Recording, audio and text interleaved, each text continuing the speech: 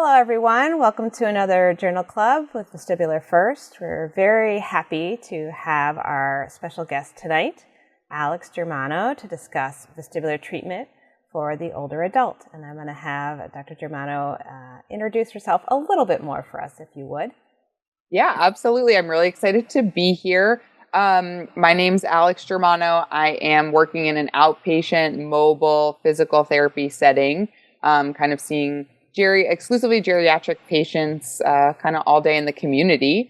I've been doing that for about 6-ish years, and I've exclusively done that in my career, and have, while working with older adults, really have seen a problem with the underdosage and undertreatment of the vestibular system for those patients, and that became like a very special interest of mine that I love to share and chat about. So I'm really excited to be here. Fantastic. We are definitely like-minded because I feel very strongly that all of our patients really, but particularly for the older adult, is really critical to be stimulating the vestibular system regularly and trying to keep it working well or as best as it can. So the study I'm going to cover, and then I'm very excited for your treatment ideas towards the latter half of this talk. But first, I must talk a little bit about some sort of evidence I feel. So here we have a study, a prospective cohort study on the association between near falls and balancing ability among older adults over 80 who are independent. And I think sometimes, even that title, people say, oh, is anyone over 80 independent? Oh, yes. There are many wonderful folks out there who are doing their best to stay active, independent, and I think that is a goal if we can manage. So let's dig in. I always start every one of these journal clubs, so for those who have watched them all, I'm sure you're quite used to it, but I do like to make sure everyone's on the same page since we have such an array of viewers. The peripheral vestibular system, what's going on in our inner ear. So we have a lovely vestibular sensor called the vestibular apparatus, and it is neighbor to many hearing structures, and its job is to help us sense our balance, and then it sends information, and we have one on each side, left and right typically, and those both are sending information to the brain, and then we also get information about our balance from our eyes and all the sensors in our joints that tell us where we are in space, and other inputs. Even hearing, they're finding, has a bit of a role in balance. So all this information comes together in the brain, and the brain is supposed to process that information and help us orient ourselves and keep upright so that we do not fall. So this particular study opens up with some background, so I always like to cover that. And this is background that I have a pretty strong suspicion you're familiar with, but it's good to hear. And this is very reliable. So about a third of people over the age of 65 and about half of people at or above the age of 80 have at least one fall a year. And I do have the occasional patient who comes in who is 30 or 40 and has fallen. So, don't think that because you're at a certain younger age that you could never fall. And there are many things that go into balance that might kind of lead to a fall, of course. But vestibular dysfunction is regarded as a major risk factor for falls in older adults. So the purpose of the study that we are looking at was to prospectively investigate the relationship between new falls and the balancing ability of older adults, 80 and up, who were independent, and evaluate the validity of some assessment tools as a predictor of falls. So they took 160, and I think they ended up with 159. They had one loss to follow up or something like that. But they did pretty well, because usually studies you lose a few more than that. So I was impressed. This is a study done in China, and these patients did not have any serious health conditions as they defined it. So late-stage kidney failure, heart failure, and lung condition called COPD, for example. So they kind of took these folks that are relatively considered to be what we would call healthy older adults. And this is important because, unfortunately, many folks do have those conditions that are listed. And I am sure that there are studies out there that have looked at those groups and what leads to their falls and what assessment tools might work for them. But in this study, this is what they focused on. So just kind of keeping that in the back of your head. So we can try to do apples to apples as best we can. And these patients were, or individuals were a mix of folks, more men than women in this particular group. And they were able to live completely or moderately independently. And it is important to note, because what is a fall in literature is pretty debated. So they identified a near fall as a new fall that occurred within 12 months from the start of the studies. They were kind of looking at within the last year. So they were trying to kind of keep it relatively confined for the sake of the study. So they used a bunch of different outcome measures, I want to say, or measures of balance. The Barthel Index was really the measure of ADL independence. That was just kind of confirming that these folks all kind of officially not just said that they were independent, but actually kind of were able to be rated as moderately or completely independent by the Barthel Index. And then they looked at grip strength, 5 times sit to stand, gait speed, the typical gait speed, not deliberately fast per se, but just walk at your usual comfortable speed or some sort of instruction like that is what they give. A timed up and go, or the tug, as we often call it, and a full tandem stance. So before we go further into the study, I do think this is a good point to ask you what you think about these measures and what you kind of the value that you may see in them, if at all, for measures of balance. What do you use in clinic or in your clinical practice, I mean? Yeah. I liked some of them for like from a strength perspective. So I do think grip strength gives us a lot of good information. I appreciate the tug from maybe more of like that vestibular lens, like at least getting to see a turn. I also do like that they used, sorry, I was looking here, usual gait speed. Again, there's a lot of risk stratification we can use with these measures. And I thought some of their other measures were interesting too. Like I think they also took like cog function. Yeah, we're getting to that slide. Oh, sorry. Yeah. It's okay. They took a lot of assessments that I was interested in. Clinically, when I'm assessing older adults, I'm definitely trying to get one of these maybe more like mobility or strength assessments in, and definitely trying to stratify risk, maybe using something like usual gait speed. So I really appreciate those. When I go towards looking at balance, though, I really try to look at it from a lens looking at multiple domains. So sometimes I just feel like the full tandem stance is like good to look at, but it's such a it's only one aspect of someone's balance. So I do like to see it in a bit more of a functional context with like the mini best assessment or mini best test rather. Sure, absolutely. Yeah. No, I think the main attraction, or one of the main attractions to me for most of these, is that they're efficient. So yes. I think about so many clinicians that are pressed for time, maybe even pressed for space, et cetera. Mm-hmm. Equipment, there's no need for equipment with these, unless you want to count the chair. I mean, we're really like, so from that aspect. Like space too, like from the home, like I'm that home visit clinician, like usual gait speed is really hard to get really well in a house where the flooring changes like 8 times. There's furniture in the way. There's very often not the amount of length that we need for that test, but like the tug, 5 times sit to stand, all of that really is great. And hand grip strength, really great for those quick assessments and measures, especially grip strength for somebody who maybe like pain or fatigue is on board, where you just need something quickly, just to demonstrate the need for therapy and demonstrate some sort of strength deficit. So I appreciated those. For sure. So yes, I think we're on the same page with that. So it was good to see what they selected. They didn't necessarily provide rationale, but in my head, were kind of things that I thought about when I looked at this. And I think, even the full tandem stance, they're not trying to use as wonderful as it is to have computerized posturography, this is something you might just have the time to do. So good to think about those things. And then here you kind of alluded to this. So this is the cognitive assessment they started to dig into a little bit. So the Montreal cognitive assessment, they did perform, and then they also looked at emotional status a bit, which I think it was relevant because that is something that sometimes comes up as a possible factor for physical activity and participation, and that can all kind of circle back into balance. So they looked at anxiety, they looked at depression, and they looked at falls efficacy. Are you familiar with any of these?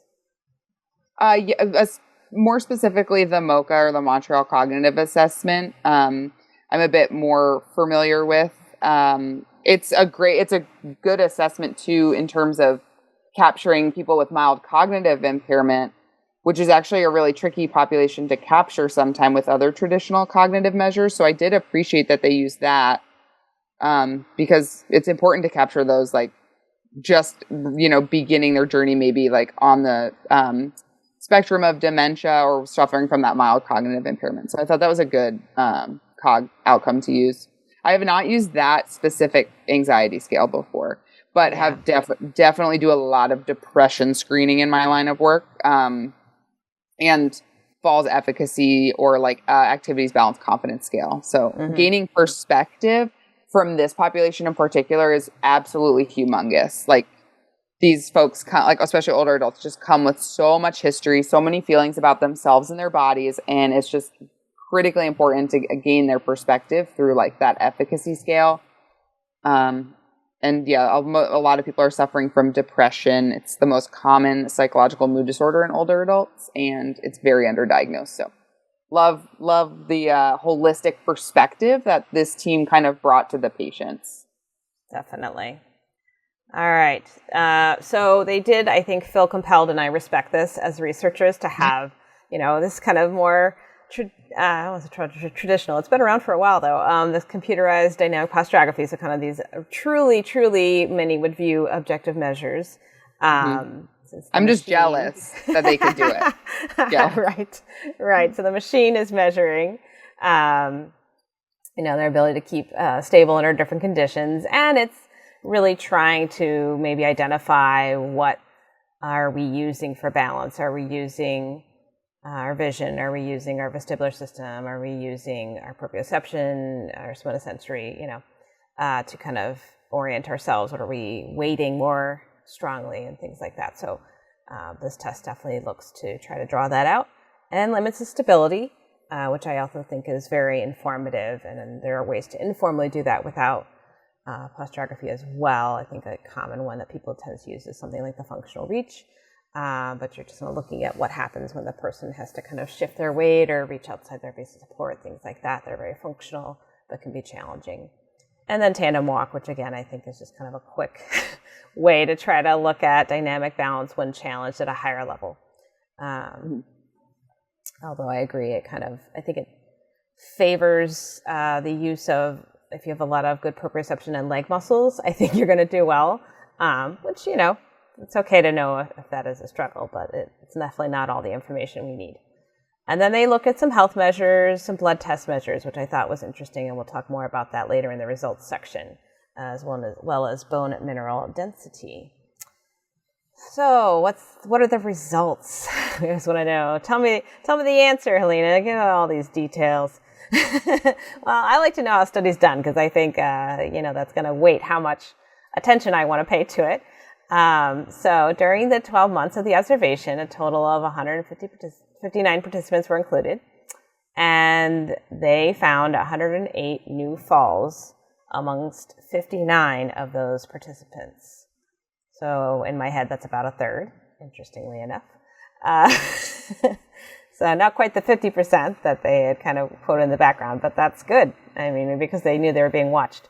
Or maybe they were like a healthier population too, or like, Yeah, they didn't have any of those. They didn't have some of the chronic health conditions. Good point. So maybe, good point. Yeah, maybe something like that. Definitely. No, that makes sense. All right. So compared with the non-fall group, the older adults with the new falls were older, had higher previous fall rate, and a lower body mass index. So some people call that frail, I believe, is a term you'll hear. And they did find that elevated levels of a particular, I put it on the other slide on purpose for myself, these bone kind of elements that show whether bone is being absorbed or broken down, essentially. So basically, when that was increased levels are associated with osteoporosis, and that was found also in this kind of higher fall group, or new fall group, excuse me. So before I go to the next slide, thoughts about these numbers, any surprises, or is this kind of in line with your experience? Oh yeah, that's pretty much in line with my experience. Yeah, I was like, yep, nodding my head along with each one of those things. Like, yep, lower ADL score. Like, yeah, the slower, older, not doing so well folks did, had more falls. I was like, that adds up. I'm glad that adds up, like that's right. Good. Right. Consistency. Yeah. Not throwing me for a loop just yet. Right. So they did find that about half of the falls resulted in injuries, of which a fifth were fractures, emphasizing the severity of falls and their impact on health and quality of life in older adults, which I feel like you hear quite a bit, but yet I get quite an array of concern from my patients. Everything from, oh yeah, I fall a lot, like shoulder shrug, no biggie, to like, oh my gosh, I'm so terrified of falling. I don't even want to get up from this chair. How is your experience with this? Yeah, all across the board, similar to you. The people that are the most afraid of falling in my personal, in my clinical practice are the people who almost have never fallen before. Like they've never fallen and they're like the most afraid of it. And the people who are really casual about falling usually are the people who are falling a lot, right? That exposure just like reduces a lot of their fear. Yeah, I see a lot of that. And I just, this statistic in particular made me hurt inside just because like we're not so even concerned about just the falling behavior itself, but it's these injuries that are so life-changing for older adults. Like, it's these years lived with disability after an injurious fall like this that is really the problem and why we get so hyped up about these numbers about older adults falling. And like, this just makes me sad, like all these falls and fractures, just because I think we have doctors are really, there's a kind of a disservice being done to people who fracture, like they're not getting screened for osteoporosis. Well, there's some really interesting numbers out there about how few people get screened for osteoporosis after a hip fracture or pelvic fracture, like very few. So then a lot of them go on to have like a second fracture and have never been treated for osteoporosis. So like, I think if anything, this result was that call to action to me. Like, we need to screen osteoporosis, like using some type of, there's plenty of different measures to screen our patients' fracture risk, and just be aware of like osteoporosis and fracture risk as well, making sure our patients have like recent DEXA scans, are on medication for osteoporosis, or we're doing exercises to stimulate like bone, the maintenance of bone in the body. So we have so many jobs to do. I'm sorry to add this one to our plate too, but man, I was really sad to see the number of fractures come out of this population. No, I think physical therapists and honestly any healthcare provider probably recognizes that they do have an opportunity to be an advocate, and it is a balance of trying to manage the workload of life and the work itself and do that, but it certainly can be we got to lean into the go ahead. Lean. We just have to lean into that, like, we are a musculoskeletal provider. Like, I think we really harp the muscle hard, and we're really good at that. But then, like, we are that skeletal provider too. So, like, being really aware of like our patients' bone health and all those risk factors that can impact bone health, I think just so tremendously important, and could be totally life-changing compared to giving them like one of the best exercises. Could do all the deadlifts in the world with them. It may not change the fact they have osteoporosis and like need a medical team to be like treating that. So those are the things I think about. 100%. No, and of course, my vestibular mind completely goes to a few things when I look at this slide. One is the risk of BPPV vastly increases when someone has osteoporosis, particularly with low vitamin D, which to me is a medical management concern. because we're hoping for supplementation, we're hoping for tracking of serum vitamin D to see if it is actually responding to treatment or is it still kind of hanging on the low side. This is also a group that, can get recurrent BPPV. Yeah. And I'm not saying every person with osteoporosis gets BPPV. It's a risk factor, which means it ups the odds.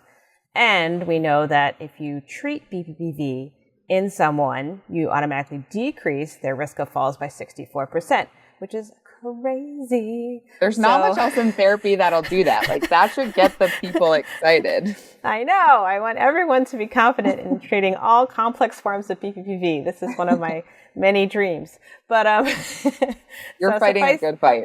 I'm trying. Yes. So suffice to say, it all kind of ties in when I look at this slide to say, sometimes when we think about reducing falls, it can feel very overwhelming because my patients coming in and they have possibly every risk factor under the book. They have neuropathy, they have, vestibular issues, they have decreased strength, they have bone, issues, osteoporosis, they maybe have a chronic heart condition. I mean, you could just lay it on, right? Oh, that sounds like a pretty normal day for me, yeah. Right.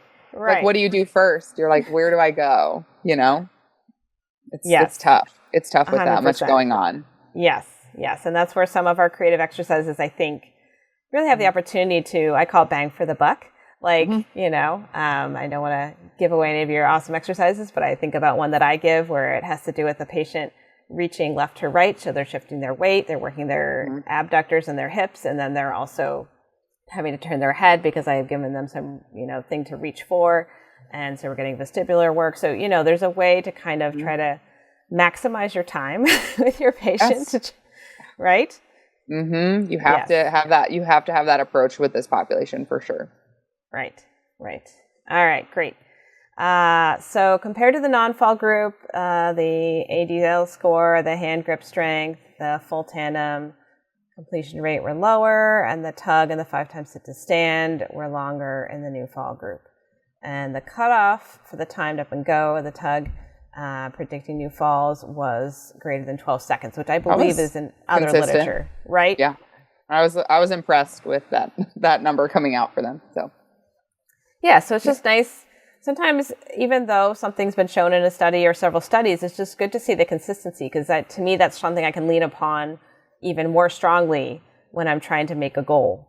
So yeah, someone's absolutely. coming to me with a tug of 25. I don't know that I'm going to get them to 12, but I am going to try to use that minimal, completely important difference, that sort of thing, so we can kind of knock that down by several seconds if possible. Yeah, none of these things surprised me here. But I do think some of these things, these outcomes that came out are what lead therapists down the wrong path sometimes, right?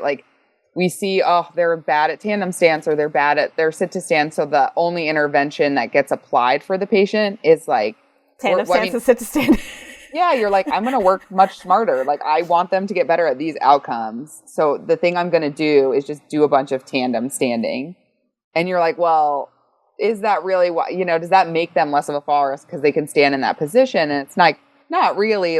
Tandem stance is this reverse indicator of strength and mobility, and people who can stand tandem are people who are more likely leaving the house and moving around and have better dynamic stability. So I just think this is always my thought when I see they had low tandem scores. It's oh my gosh, all the clinicians I know would try to just do tandem stance 30 seconds at the end of it. And I'm no, that's just a good indicator that, there's something going on with their balance neck. Now we need to look further. What is it? Do they have BPPV? Is it a static problem? Is it a dynamic problem? Yeah. And I'm sure you might be getting to maybe some of how these people fell, and they fell not from tandem stance. Right. No, I think you bring up a good point. I think it's important not to have the teach to the test philosophy that that's a way smarter way to say that. Yeah. Really try to think about, when have they actually fallen in real life? And I'm sure a lot of clinicians out there doing this, but, it's just good to think about, what goes into that. Okay, if I was tripping, is it because I'm not trusting each leg to hold me fully because of balance or because of proprioceptive issues or both? Was it when I was turning? Okay, possible vestibular, you know what I mean? So we're kind of trying to sort out between our objective tests, you know, and you and I have the ability to do a full vestibular screen, which I would encourage everyone, of course, I know, I'm biased, to also learn how to do, because you could pick up a lot. But not everything that I, you know, find is vestibular. And I think that's the great thing about being open-minded, maybe because I have an NCS, maybe because I've worked in like several settings, you know, everything that you can bring over time, you start to recognize, okay, like, yes, vestibular is key and I'm not going to ignore it, but it's not everything, you know, and what else do I need to look at as far as range of motion in a knee, or there's all kinds of stuff, right? So very good. All right. Going further into the results, they did find that, again, fall history and a visual preference on the sensory integration that's on our computerized posturography test showed a positive correlation with new falls. So this is a good opportunity to talk about visual dependence. I have my opinions on it, but I would love to hear your experience with that, especially with the older adult population. Oh, yeah. It's such a tricky beast. Like, there is this shift towards visual dependency with age, with like weaker vestibular systems and like decrease in proprioception, but they're also shifting towards a system that also experiences quite a bit of decline, right? Like, so these patients like have poor visual acuity at baseline, and they're losing depth perception, they're losing peripheral vision, and then maybe are using corrective, like, and then on top of it, layering on, like, maybe have an eye disease, right? Like rates of cataracts, glaucoma, diabetic retinopathy, macular degeneration, on top of not so like aging eyes, you know, and then maybe you're wearing a prescriptive lens that, one, is outdated, two, is their lenses are just dirty or like hard to see through or don't fit properly. So I'm like, this is a terrible strategy to have, but it is so tricky to fight.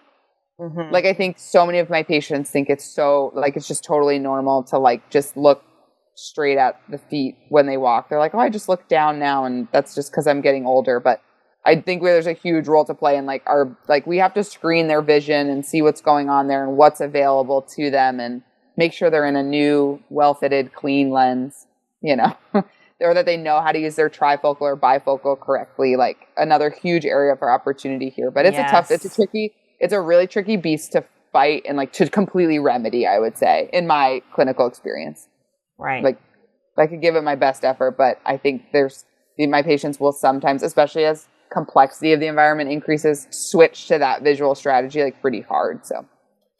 Yeah. So, you know, it's interesting because in the context of what some people call visual vertigo or visual motion sensitivity, being reliant on your vision is kind of quote unquote bad in the sense that it's like, oh, your brain has somehow decided, if you will, that it can only really trust, or is primarily going to trust visual input to the point where when you're in a visually busy environment, your brain has too much information to process that's all prioritized, and so it gets overwhelmed and you feel dizzy. That's kind of the way it's been explained to me over the years.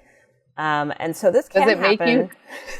Does it make you think about like the type of flooring patterns they choose in like senior living communities? Like, it really makes me think, like, if we know this information, why pick the most complex, busy pattern? Now you're never going to unsee it. Every time you walk into an ALF or SLC, we know, but the designers, I don't think, what choice was made here? You know? Sorry, continue. No, it's totally relevant, and all too common. Flooring in like casinos, which is a popular spot for some older adults.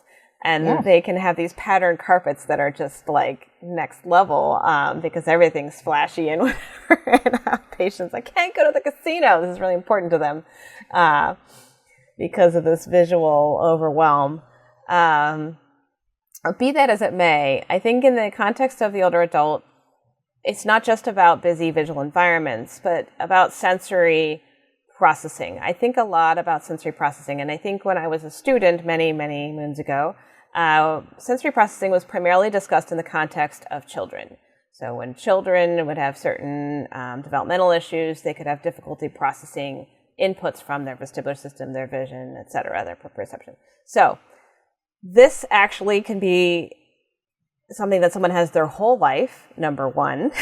This can be something that someone kind of develops as an issue subsequent to some event, whether it's a vestibular issue or a brain issue, certain kinds of strokes, etc.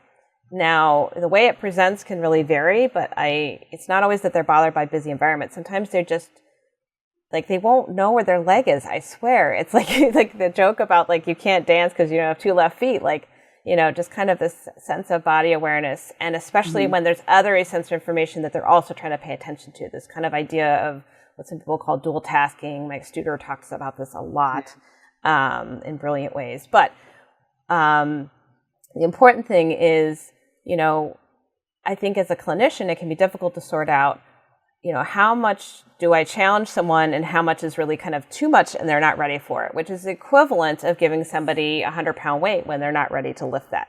So I try very hard to try to sort out what amount of sensory input is kind of the Goldilocks amount to kind of work the edges and kind of improve the ability to dual task or to kind of process and kind of orient the person's balance at the same time. So I know that sounds like a lot, but does that resonate with you?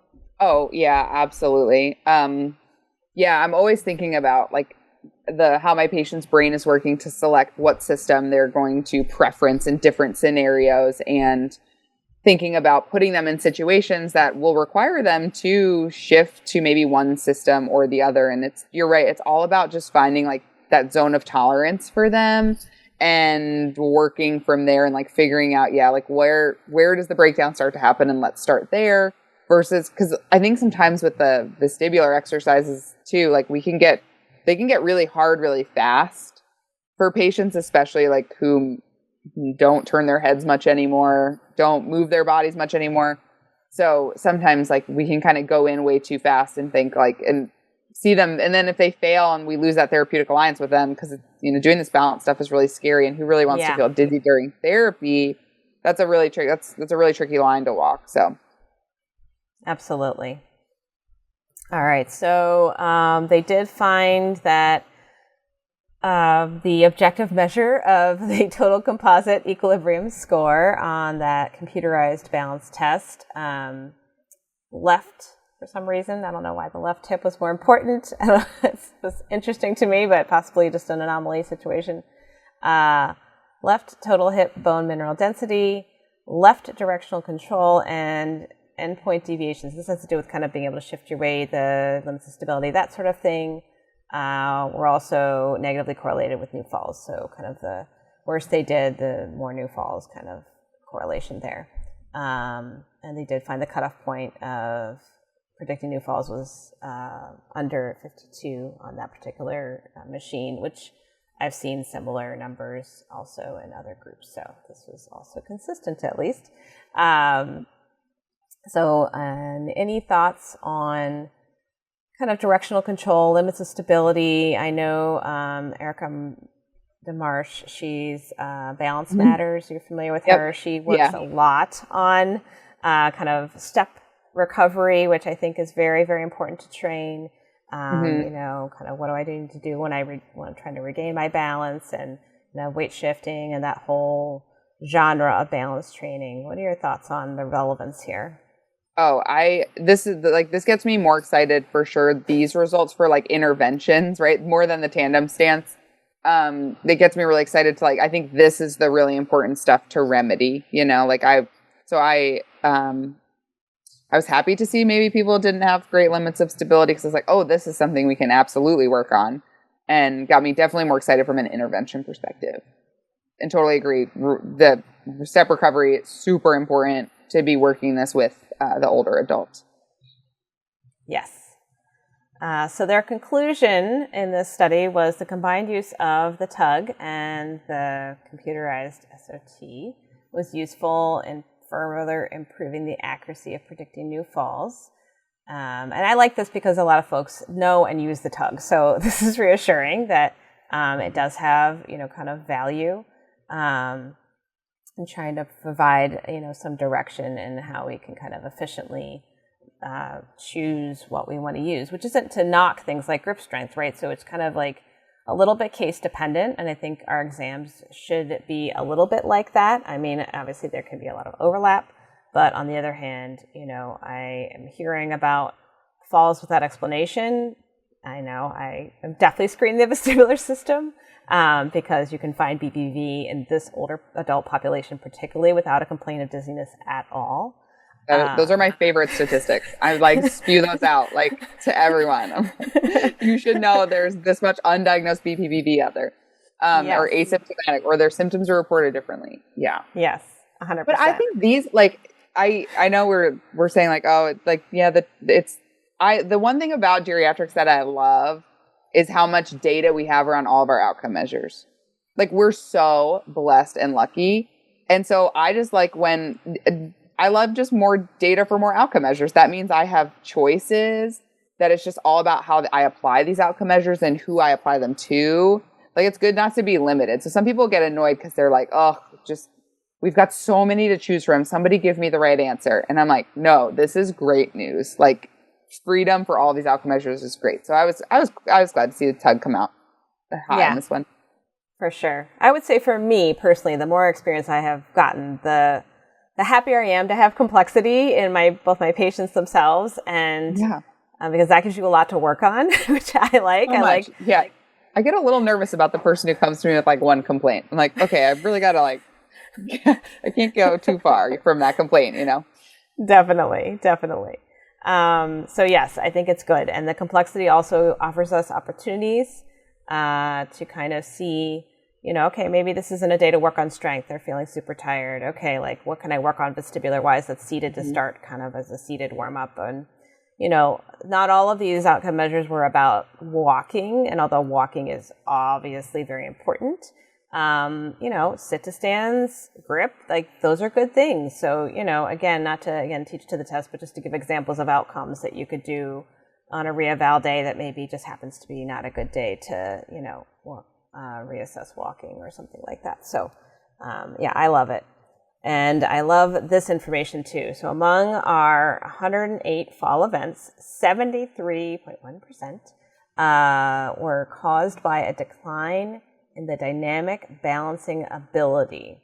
So this is, working on tandem stance, having the patient practice standing on one leg like a flamingo by themselves is not going to get the job done. I'm not saying that it never has value. I actually think standing still balance, even eyes open, and sometimes if it's safe to do it with eyes closed, is a great way for a patient to kind of reweight the somatosensory sometimes. And I will use some specific verbal cues to have them basically, I think people call it a body scan in yoga, think about where their shoulders are, feeling where their hips are, feeling their feet. It's such a good build. It's a building block, right? For the more, I don't think you can do the dynamic stuff without decent static stuff or good strength. So I'm totally with you. It has its place for sure. But if you never work on dynamic and just practicing walking is not going to do it, because this is my joke about, I have bad handwriting. I'm going to write more. And is my handwriting by itself going to, it really actually is bad. Is it going to improve? The answer is consistently no. If I force myself to slow down or focus on the way I'm writing or change how I hold a pencil, those things can actually change the quality of my writing.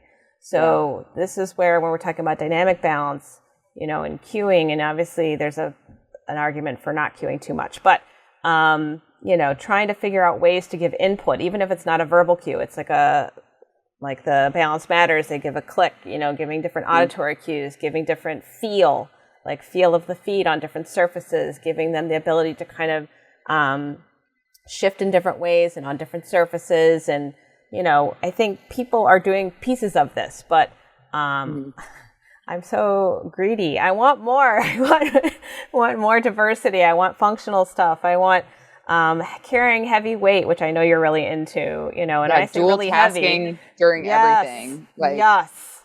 We need the complexity. We need the intensity. If that's where all the literature leads us, right? The only way we make changes in these patients is with intensity of our strength training and aerobic interventions, and then complexity with the neuromuscular interventions. So if you're not bringing it in those areas, you are leaving a lot on the table for this population. And it's why you get these repeat customers again and again, because they've they get a little bit better with like the simple stuff. And then in 2 months, they're back on your caseload after another fall. And you're like, why do I have this frequent flyer? Like, what, got to dose them right. It's all the dose makes the poison for sure in this population. Right. Although I will add that sometimes it's undiagnosed neurologic conditions. So not to give you an out, but just to think about that too. Right? Absolutely. Yeah. So, yes, always come back to the table and say, I'm really putting my best effort into this step strategy. And every time I give them a perturbation or a little nudge, they just stutter step, go like a tree. They might have undiagnosed Parkinson'sisms I've seen is really significant and really high. So yeah, like head on a swivel for that stuff. Always.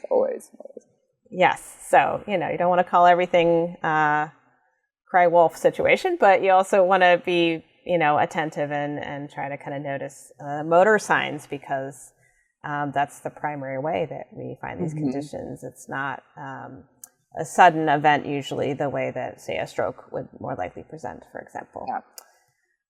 All right, so the decline of balanced sensory input function, mainly vestibular and visual sense, skeletal muscle still matters. Yes, we care about strength.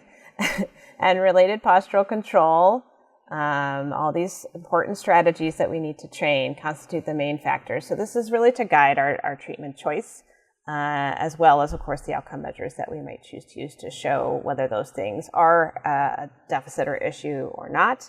And there's no question that we need to be addressing dynamic balance, the ability to move, change position, and respond to external disturbances.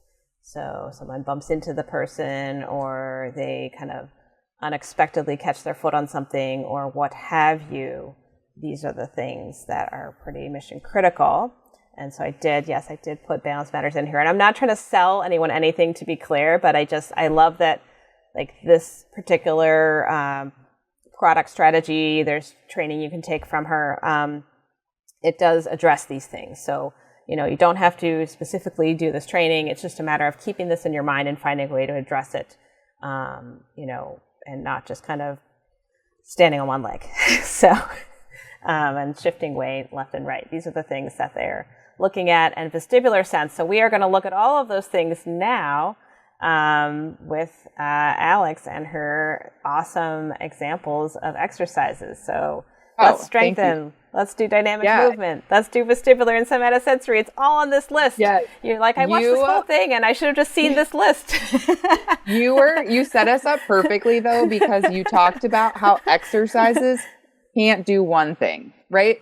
No, I say no one-trick ponies for me. Like, I have far too much to do with people to only allow my exercise to do one thing. So that's kind of the vibe of where I'm going with this. These exercises and information, because you guys probably know so many just like straight vestibular exercises or like just strengthening. I'm here just to like connect the dots and just talk with you guys about how I approach patients with known vestibular dysfunction, like I've identified it, or just like vestibular weakness, that like presbyvestibulopathy that we see, So, before I totally it's jumped fine. In, I love that you're so excited. Just put my teaching hat right on there.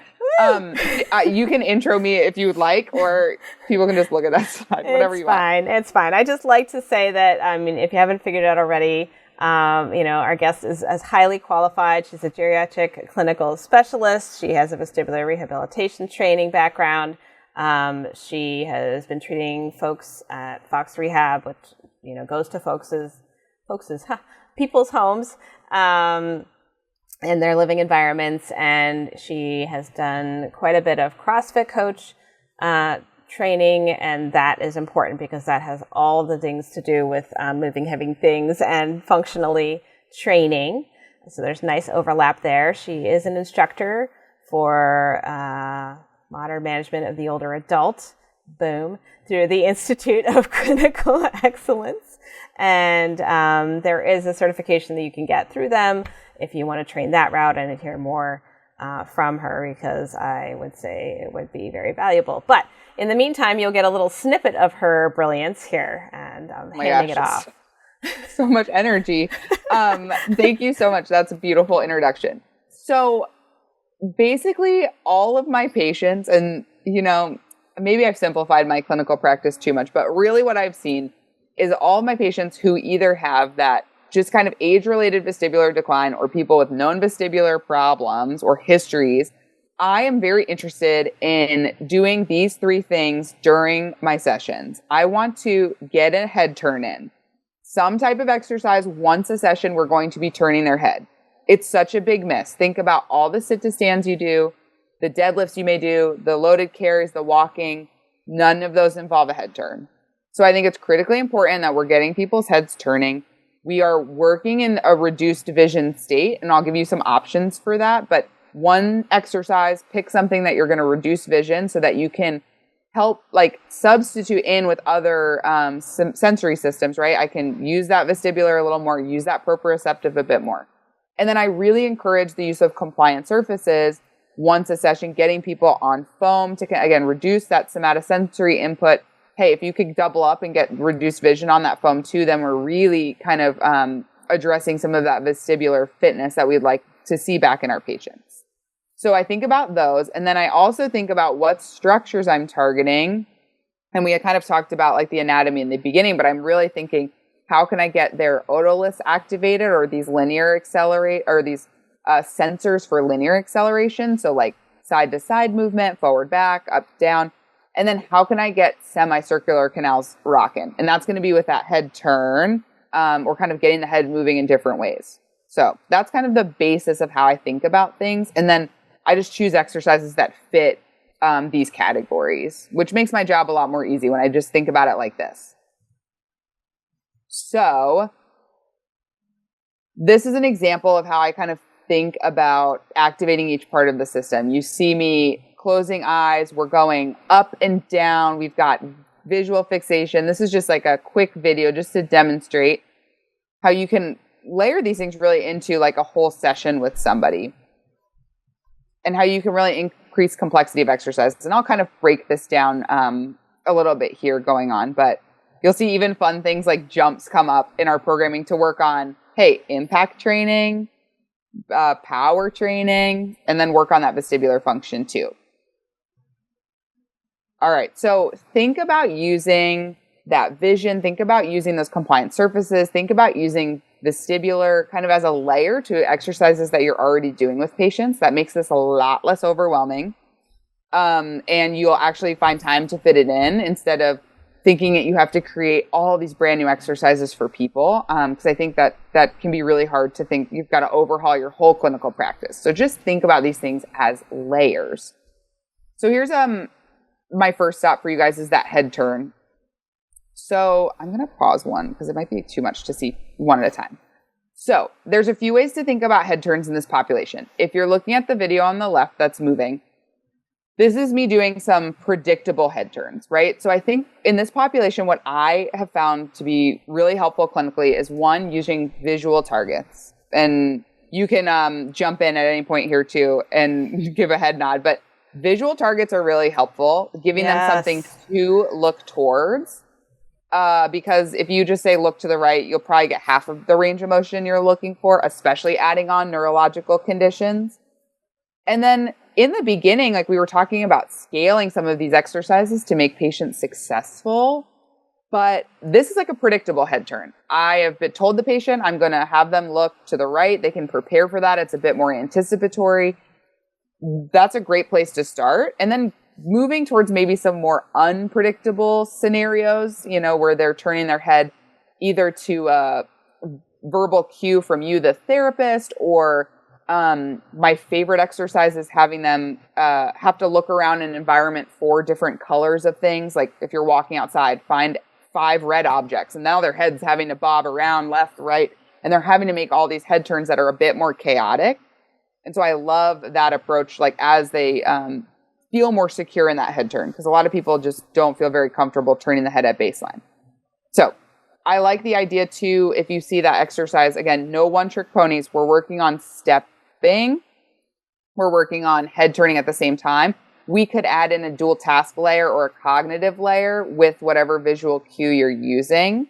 You could add external resistance with the stepping. You could have them step over objects if you needed more amplitude. So this is as probably as basic as the exercise could get. Now you could add on some really serious layers on top of it. And hopefully add on like some turning stuff too, because the head turn plus the turn, I think, is where really the money is made. Not stopping just at the head turn, but thinking about head turn, body turn, feet turning, and restoring some of this turning capacity. So the video on the right, again, shows that layer of like, hey, I want to work sit to stands with my patient. Do it. Add a head turn, right? Sit to stand, add a head turn or a step out. If you want more chaos, try to turn your head the opposite direction of what leg is going out. Man, that was really tricky for me. It definitely added a little bit of cognitive layer to this exercise. And again, put a weight in their hands. If you can do this in a loaded situation, why not? All right. So I like to think about other ways to get the head turning. So my lovely husband helped me out with this one. And again, this is the importance of that visual cue. And he's calling out the numbers of the cards he's seeing. This can be done in a variety of positions. Like we can definitely go beyond just a standing position. I could have him on foam if I wanted to really up the ante or the challenge. And you'll see me try to work some different planes, not just straight horizontal, but maybe horizontal and vertical, right? So a little more of this diagonal direction. There's some other clever ways to get head moving and head turning. Using rotational exercises, I think, is great.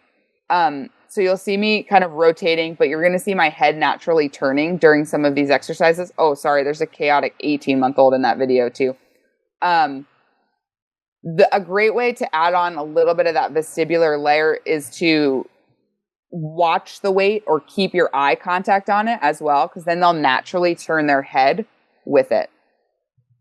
But a great way to work on rotation alongside of challenging the inner ear a bit in those semicircular canals. So like I said, so many options are available to us. It's just about you have to kind of just get a little bit creative. Yeah, there's that crazy mullet baby that I have. And see, I like to have them hold the weight and write letters in the air and spell things for me. I have seen that, and I love that too. I think I saw that. I saw that on a page recently, and that was like, that's a great way to add. Yeah, because then I make them follow the whatever they're holding. The ball, weighted ball is what I usually use. They seem to like the weighted ball better than the hand weight. I don't know why. So use the weighted ball, and they have to follow the weighted ball with their eyes and head, so they're kind of moving, coordinating. I think about like the alphabets is such an easy place to like add a cognitive layer. You're like, you could, do some dual tasking with them, be like, name a farm animal with the letter A as you're drawing it, and just continue to add layers, because those things become so important when we think about increasing our intensity and complexity of exercise. So I love the alphabet idea. Okay. VOR, man. VOR is really an interesting, hold on one second. One of these videos you can't hear any audio, hopefully, on your end, but one of these, VOR is really interesting and often underdosed, I think. Like we start it as therapists, and it's always like in a seated position, and it's always like one or two times. And then we like forget about it. We like never come back to it. We hope our patient's doing it. I like to add on VOR in like more dynamic scenarios. So for this patient, sitting marching, so just adding on a little bit of an extra layer here. And or doing long arc quads. Like if this person is a seated athlete, add on a little bit of lower body while they're doing this VOR exercise. And then also using the VOR, like just getting outside of like traditional horizontal, I also think is important, because this system works for all of our semicircular canals, not just the horizontal canal. And so you'll see me use like more diagonals, which are actually really tricky to coordinate and can be challenging for patients. And then you can see me now, I can work in that tandem stance. Like, why not? Like, let's do some of that that static balance work while we do the VOR, but definitely get them up to standing, and then definitely get them up and walking, trying this activity too, which I think is, again, I think when we get to those higher levels, that's when we really start to see our patients improve. Yeah. I love VOR sit to stands. I'm not going to lie. Oh, I like a VOR sit. That's hard. Yes, it is. I'm glad I didn't video that for you guys because my sensitive little vestibular system might not have made it through that one. You can keep it slow. Every head turn counts. That's true. That's true. Slow and steady first. Now, you're going to see how I add some of that unpredictability in. I think balloons are great. There's sometimes with the people I teach with, there is a little balloon hate because like the balloon tap can be this like underdosed like intervention that we use on days where like things are not going right and we're like, oh, we're just going to balloon tap our worries away. But if you use the balloon strategically, I do think it becomes a really fun exercise and activity. And the balloon is a bit chaotic. So for this patient, we used a balloon to do balloon taps, and he's having to follow it with his eyes in his head and kind of react and step to the balloon. The first one you'll see here, I made him keep his feet planted and try to volley the balloon like just right in front of him. This is somebody with significant peripheral neuropathy, bilateral, and also known vestibular hypofunction. In his past, he's had a significant hypofunction, but it's pretty crazy. And I made a simple switch here with him, and I had him facing the brick wall first because it was a bit more stable of a background. And even though I know the brick is like a little visually stimulating, but then I had him turn around to look at his big wide open backyard where the trees are moving, the animals are coming by, and that's a little bit more challenging for him. So we changed that visual background again, thinking about his visual dependency. I wanted him to attend to this balloon and like hopefully ignore what was going on back there. But yeah, it gets really hard for him. And then you'll start to see him. I'll let him tap the balloon to the wall, and now he's able to like work on some of the stepping strategies. And then I have him do it walking, which was honestly terrifying. But I know this guy really well, and we've worked together for a number of years. So I gave him a little freedom here to get after it with this balloon. And that's really a challenging exercise for him. That's when I would say like the intensity was very high. So I liked that. And then I would always get him out because actually walking is a really great vestibular exercise. But again, you just have to be moving the head a bit. I'm lucky to live in Annapolis, Maryland, where there's a lot of docks. And I don't know if you've been on like a dock, but wow, what a great complicated surface and like a visually stimulating environment. Like the water's moving, the dock may or may not be. So I had him walking over docks. We're looking at boats. We're out in his environment. We're working on quick turns in his favorite places, and kind of working on this vestibular fitness in like real life in the context that he needs it. So I try to get him out. I really try to get him out and about in his entire environment using some of these strategies. I love it. And keep in mind, a lot of these patients get dizzy when they turn or they turn their head or their body. So you might say, oh, well, it's just going to make them more dizzy. And that can be true. So one thing I do, which sounds maybe a little counterintuitive with the whole visual dependence concern, but I encourage them to what I call eye spot. It's what ice skaters do. Mm-hmm. So as they're turning, they're moving their eyes from stable object to stable object. And I call this a bridge because in the beginning, if we just go to turn, the vestibular system really revs up and says, ooh, I'm in control. But if the vestibular system is having an issue, let's say it has some vestibular weakness because of age over time, which is completely common. It's not unusual for people who look down a whole lot and then go to look up, or if they go to turn, they'll get this dizziness. And so if we can kind of teach them to eye spot, and then what usually happens is as they then kind of get more comfortable, they'll just turn more and more, and then eventually they usually don't need the eye spotting as much in my experience. And I feel like that is just a huge opportunity to kind of help them bridge, because sometimes they'll just be like, I don't want to feel this dizzy, right?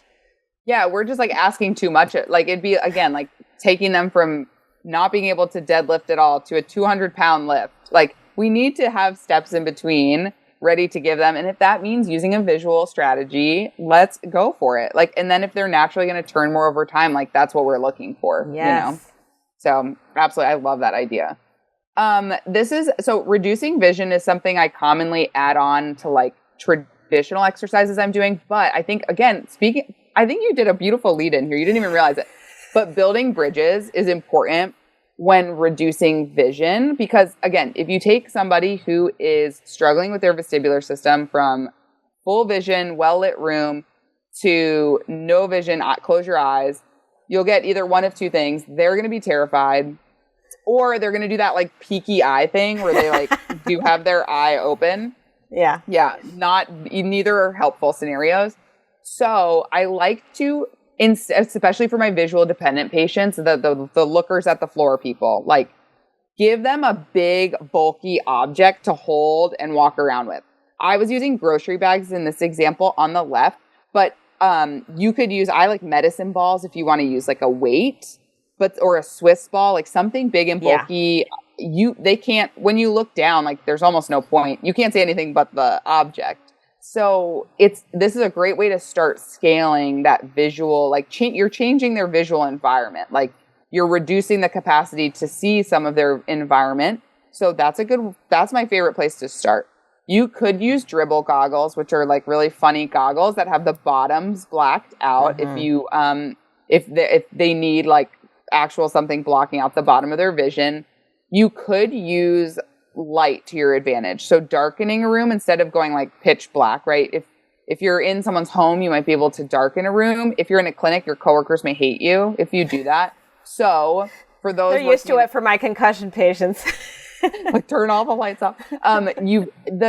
Just grab some cheap sunglasses, like different, levels of darkness, and you can just use sunglasses. And then you can even make a pair that's just totally blacked out, that you could use if you can't get like the patient to close their eyes. But again, we're building bridges so that we can work towards eyes closed or just work. But I think again, real life, like we're not always just in bright light or complete darkness. Like we are in these ranges. So it's so important to work on like all of them with people. Mm-hmm.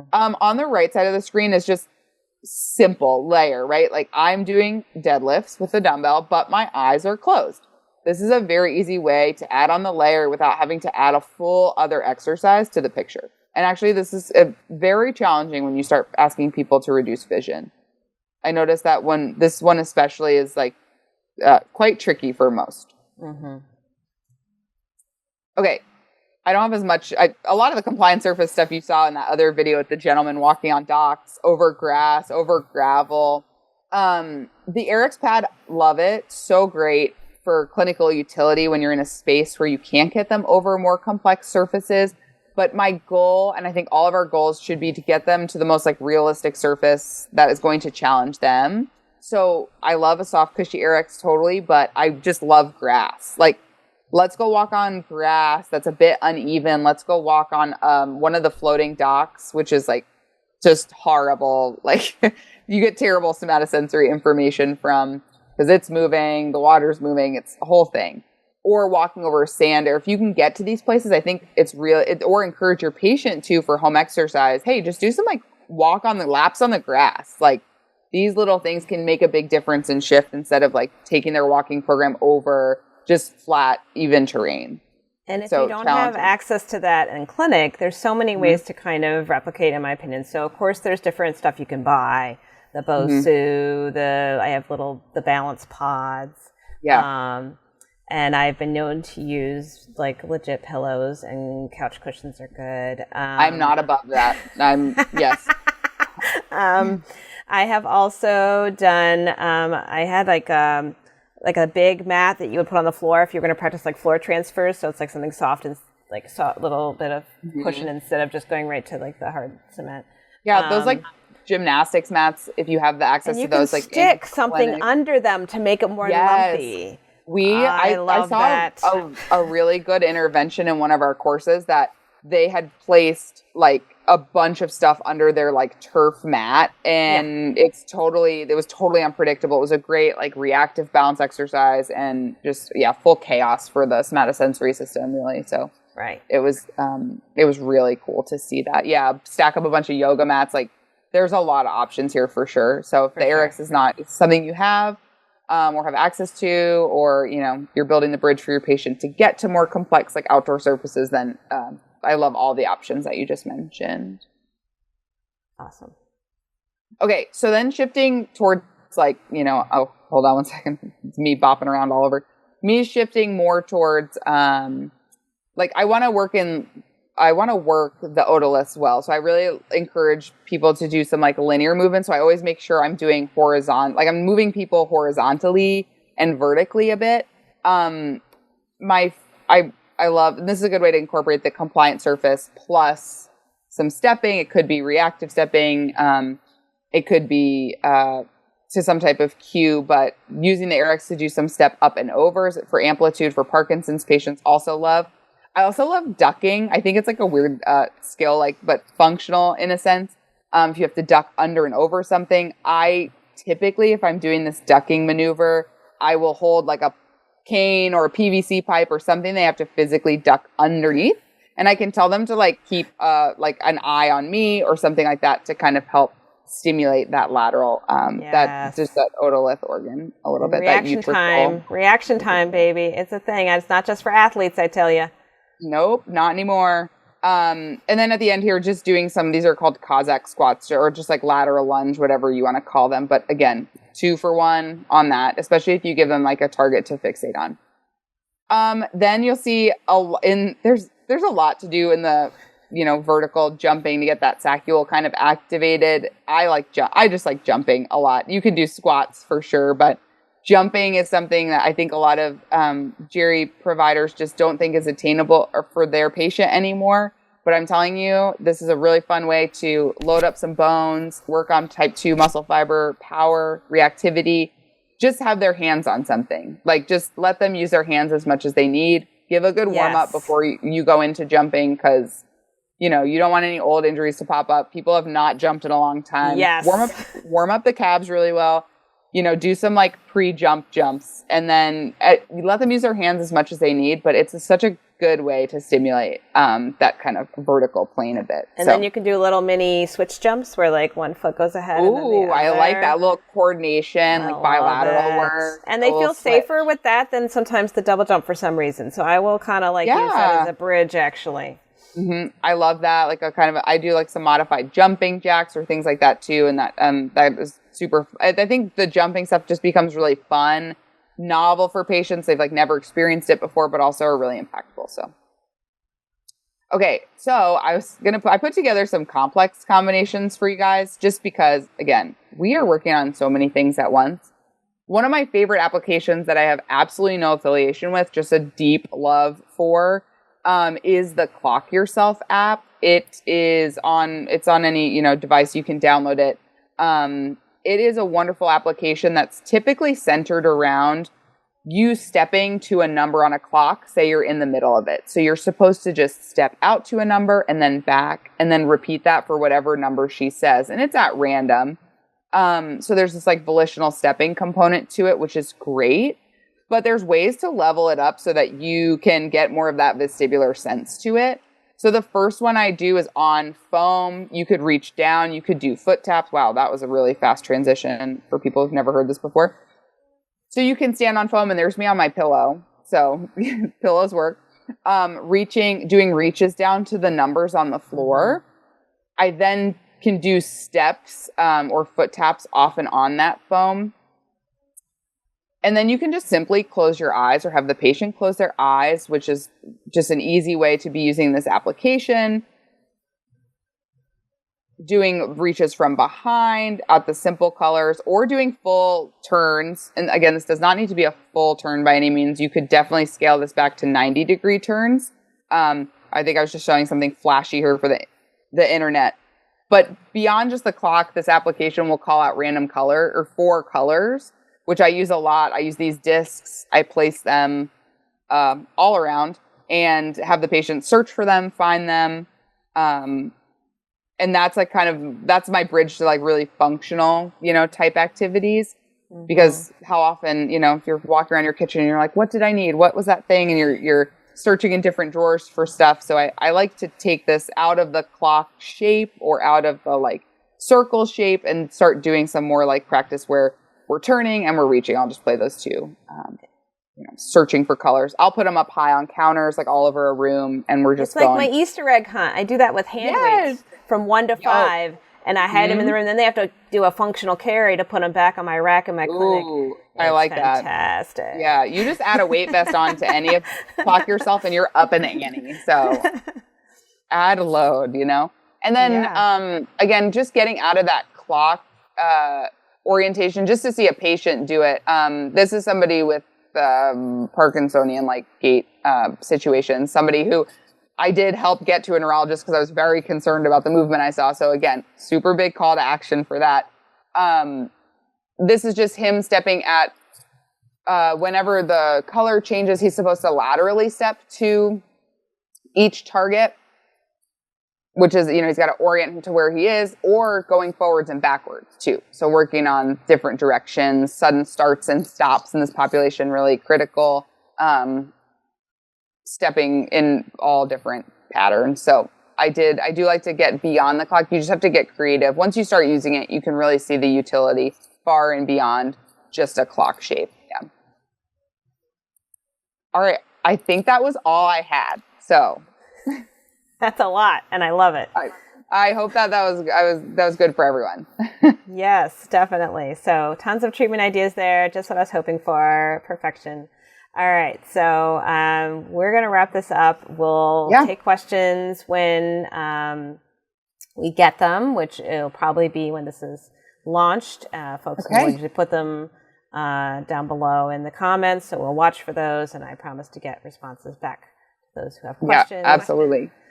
And then feel free to reach out to either of us, I would say. You can certainly check out more treatment ideas as she posts them. Alex has a wonderful Instagram at Ancient92. So that is good.